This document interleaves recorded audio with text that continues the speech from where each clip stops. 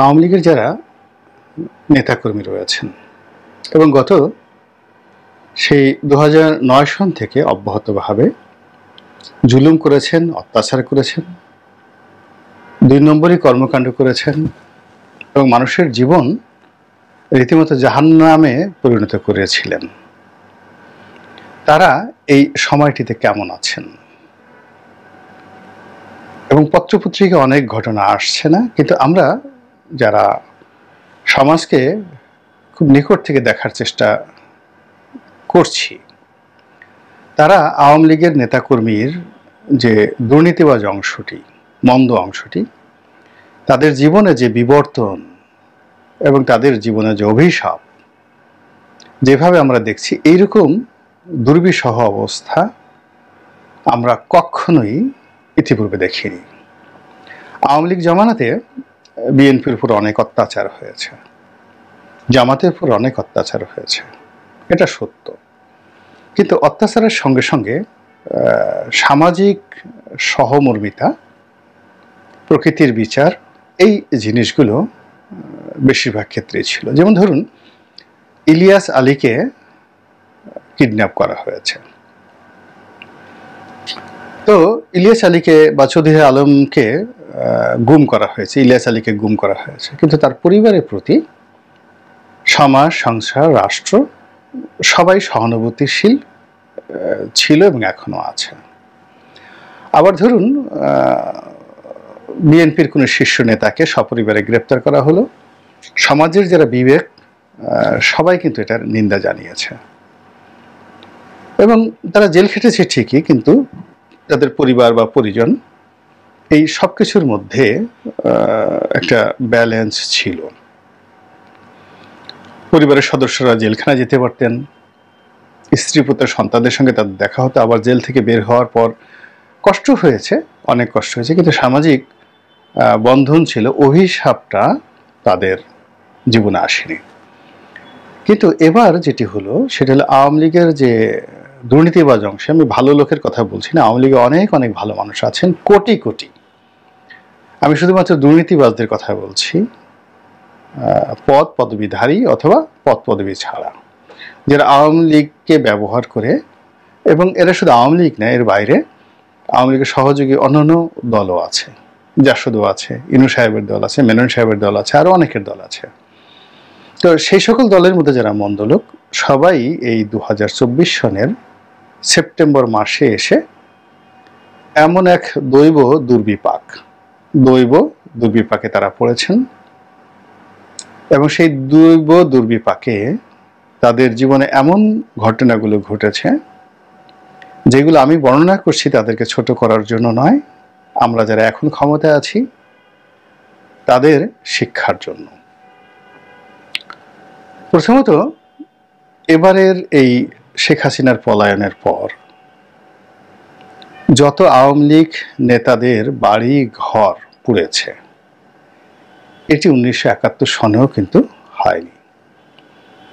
মানুষের ক্রোধ এবং ক্ষোভ আওয়ামী লীগের এ সকল নেতাকর্মীদের বাড়িঘরের উপর এত বেশি ছিল যে স্থানীয় জনগণ কোনো কোনো বাড়ির টাইলস খুলে নিয়ে গিয়েছে এবং মনের রাগে হাতুড়ি দিয়ে পিটিয়ে পিটিয়ে বাথরুমের কমোড বেসিন সব ভেঙে চুরমার করে ফেলে দিয়েছে। জানালার গ্রিল থেকে শুরু করে ঘরের কাঁথা বালিশ সব নিয়ে গেছে এবং যেগুলো ব্যবহার করা যাবে না সেগুলোকে আবার পুকুরের মধ্যে, নদীতে ফেলে দিয়েছে ক্রোধে। তো এই যে আওয়ামী লীগের নেতাকর্মীদের যে বাড়ি ঘরের স্থাপনা, এগুলোর উপর যে মানুষের ক্রোধ, এই ক্রোধ ইতিপূর্বে আমাদের বাংলাদেশে কখনো হয়নি, এটি গজব।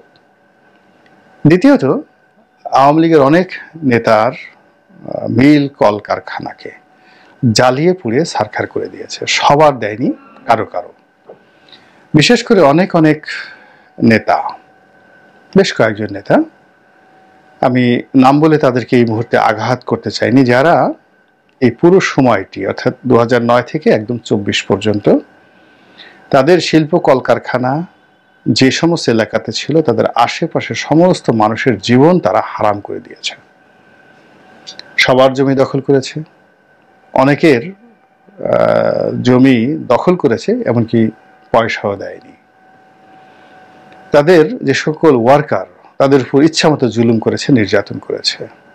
শত শত হাজার হাজার বিঘা জমি জোর করে দখল করেছে। এবং এদের এই দখলবাজির কাছে স্থানীয় যারা জনগণ তারা এতটা অসহায় যে মসজিদে গিয়ে কত মানুষ যে কাঁদতে কাঁদতে মরে গেছে তার কোনো ইয়াত্তা নেই। এই মানুষগুলোর শিল্প কলকারখানা যত বড় হোক না কেন, এমন এমন শিল্প প্রতিষ্ঠান 20,000 30,000 লোক চাকরি করে, সেইগুলোকে পুড়িয়ে ছারখার করে দেওয়া হয়েছে, ভস্মীভূত করে দেওয়া হয়েছে। এই গেল শিল্প কলকারখানা। তৃতীয়ত, এইবার যে পরিমাণ আওয়ামী লীগের নেতাকর্মীরা বাস্তুচ্যুত হয়েছেন, অর্থাৎ বাড়ি ঘর ছেড়ে পালিয়েছেন।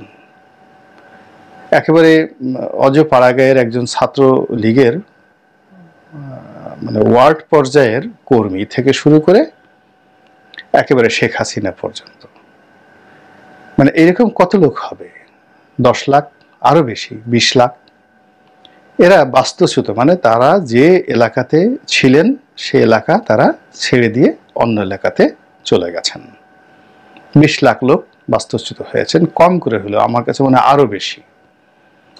এগুলো পুরুষদের কাহিনী।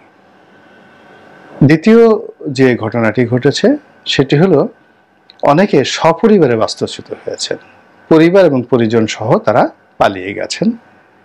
এদের একটা বিরাট অংশ দেশের মধ্যে আছেন এবং ক্ষুদ্র অংশটি দেশের বাইরে পালাতে সক্ষম হয়েছেন। কিন্তু সবচেয়ে বড় ট্র্যাজেডি যেটি হয়েছে সেটি হলো অনেকের স্ত্রী পুত্র সন্তান দেশের বাইরে তারা পাঠিয়ে দিয়েছে, আর নিজেরা বাংলাদেশে জেলখানার মধ্যে ধরা পড়ে আছে অথবা গ্রেপ্তারের ভয়ে পালিয়ে বেড়াচ্ছে, স্ত্রীরা বিদেশে আছে। এবং এই সকল দুর্নীতিবাজদের স্ত্রী পুত্র সন্তানেরা যারা বিদেশে আছেন তারা সেখানে কেউ ভালো নেই। তারা সেক্সুয়ালি হ্যারাসমেন্ট হচ্ছেন বাই দ্যাট ফরেন সোসাইটি।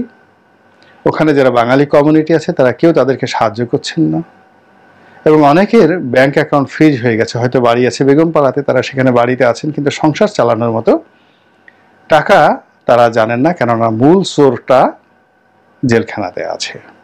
এবং বাংলাদেশে তাদের যে টাকা ছিল সেই টাকাগুলো তারা নিতে পারেনি, এই কারণেও এগুলো ফ্রিজ হয়ে গেছে। আর বিদেশে তারা যে টাকাগুলো রেখেছিল, যেহেতু চোরের নামে ব্যাংক অ্যাকাউন্ট, ফলে চোর সেই ব্যাংক অ্যাকাউন্টগুলোর অপারেট করতে না পারার কারণে স্ত্রী পুত্র সন্তানেরা বিদেশে টাকার অভাবে অনেকে কষ্ট পাচ্ছেন। এবং তারা এত প্রভাবশালী লোকজন, তারপরেও তাদেরকে এখন কেউ টাকা পয়সা দিয়ে সাহায্য সহযোগিতা করছেন না। আবার অনেক চোর বিদেশে পালিয়ে গেছে, বদমাইশে বিদেশে পালিয়ে গেছে, তাদের বউ বাচ্চারা বাংলাদেশে আছে। এবং যারা বাংলাদেশে আছে তাদের একটা অংশ পালিয়েছে বউ বাচ্চারা যারা বড় অপরাধী, আর আরেক অংশ পালায়নি, কিন্তু প্রতি মুহূর্তে তারা থ্রেটের মধ্যে আছে। কারো ঘরে যদি যুবতী কন্যা থাকে বা সুন্দরী স্ত্রী থাকে, এখন সেই যুবতী কন্যা এবং সুন্দরী স্ত্রী স্থানীয় টাউট বাটপারদের বদনজরের মধ্যে পড়েছে।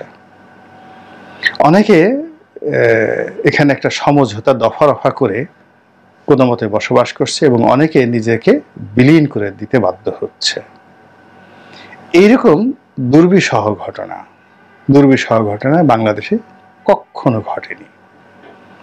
এরশাদ জামানাতে আমরা শুনতাম যে এরশাদ যখন কারো স্ত্রীকে টার্গেট করতেন, অমনি সেই লোকটির স্বামীর জীবনে দুর্বিষহ বিপদ বিপত্তি নেমে আসতো।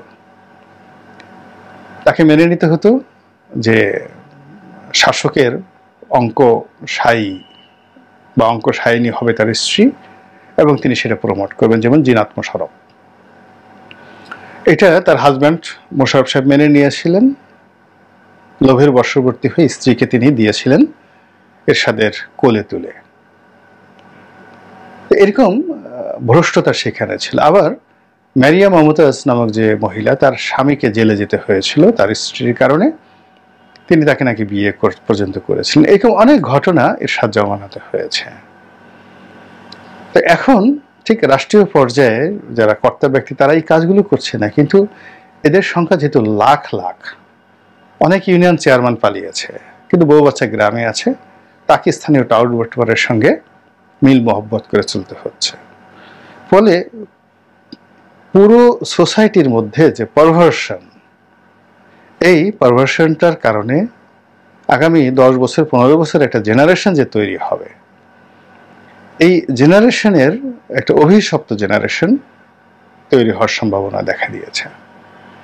এবং এই যে একটা অভিশপ্ত জেনারেশন যে তৈরি হল, এটি হলো আওয়ামী লীগের যারা শাসক ছিলেন তাদের কুকর্মের ফসল।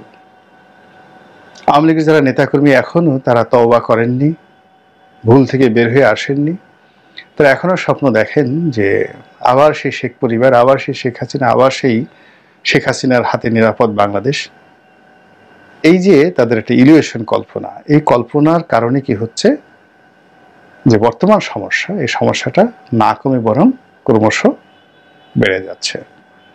ফলে সমাজে ভারসাম্যহীনতা লক্ষ্য করা যাচ্ছে, বিপদ এবং বিপত্তি বেড়ে যাচ্ছে, এবং একটার পর একটা আমাদের দেশে যে প্রাকৃতিক বিপর্যয় হচ্ছে, প্রাকৃতিক বিপর্যয় সম্পর্কে যারা ধর্মবিশ্বাসী তারা খুব ভালো করে জানেন যে আল্লাহ রাব্বুল আলামিন যখন খুব নারাজ হয়ে পড়েন এবং সমাজে পর্দার আড়ালে অর্থাৎ রাতের অন্ধকারে এমন সব অপকর্ম হয় এবং প্রকাশ্য দিবালোকে এমন সব ঘটনা ঘটে যেটি আল্লাহ রাব্বুল আলামিন বরদাস্ত করতে পারেন না, ঠিক সেই সময়টাতেই এই শাসকদেরকে ভয় দেখানোর জন্য প্রাকৃতিক দুর্যোগ একটার পর একটা আসতে থাকে।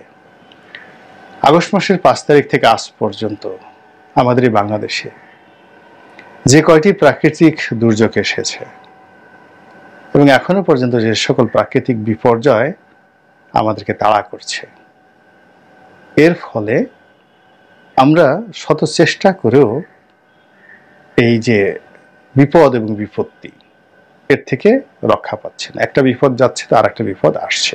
এর মূল কারণ হলো প্রান্তিক লেভেলে এমন সব অপরাধ সংগঠিত হচ্ছে এবং এমন সব ঘটনা ঘটছে যেগুলোর দায় ভোগ করা, কর্মফল ভোগ করা না পর্যন্ত আমরা সুখের সন্ধান পাব না।